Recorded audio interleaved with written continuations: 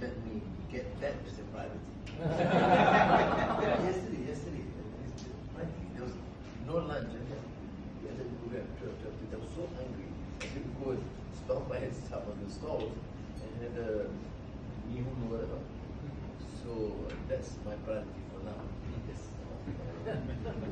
Because you've been following, and I think for now things are looking quite good. Nak kata hebat tu tak lah. Saya ni orang biasa lah. Saya ni sedang cerita lah. Saya ni bekas ahli DAP sedang. Saya pernah menjawat berbagai-bagai jawatan penting. Apabila kami mengambil alih kerajaan pada 2008, 5 Mac, berlakulah satu gerakan secara halus nak keluarkan orang Melayu ni. Hampir 28 perkampungan orang Melayu hilang dah dalam masa 10 tahun. Mereka buat satu majlis makan malam untuk meraihkan kemenangan kami di Sarawak. Yang hadir pada malam tu semua Kristian. Semua Kristian. Saya merupakan satu-satunya wakil orang Islam. Saya tak tahu apa yang jadi kat saya pada malam tu, saya pun tak tahu lah. Sebelum ni you hina lah orang Melayu ni. Saya terima. Yang hadir pada malam tu di antara yang merupakan padri daripada luar negara, daripada Afrika Selatan, daripada England dan juga daripada Amerika Syarikat. Di akhir majlis tu, itu yang problem. Mereka buat satu bulatan, 30 orang buat satu bulatan, berdoa. We must make sure the Christian become an official religion Malaysia, and we must make sure the next Prime Minister is a Christian. Jadi saya pun nampak saya semacam, awak dia ni pelik saya dengan rumah ni. Saya tu masih mengaku, saya dulu dengan isteri saya bohong. Saya mengaku. Kerana saya pernah mengambil sumpah cara orang Yahudi di luar negara. 21 syarat dia. Salah satu syarat utama dia, dalam bahasa Inggeris dia kata, don't trust anybody even though she is your wife. Lepas 5 hari, isu meletup.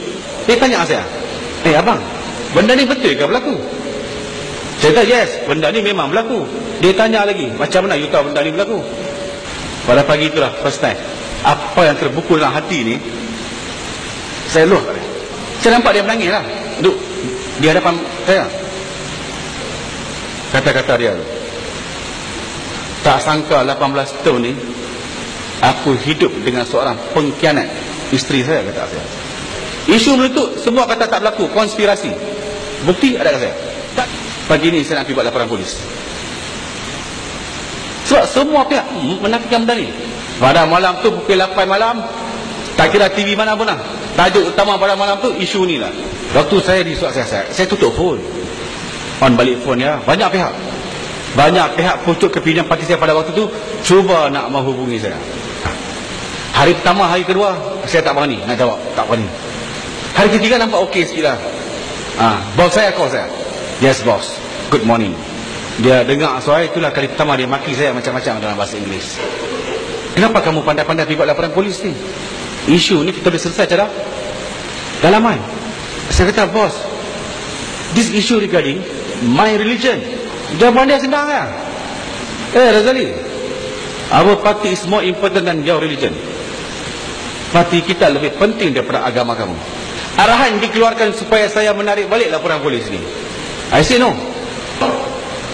Okay, never mind. If you don't want to pull out your report, it's okay, never mind.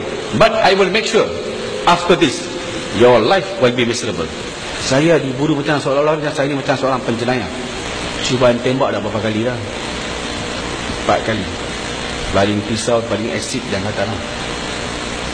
Bayangkan kan, 3 hari sebelum raya tembak saya.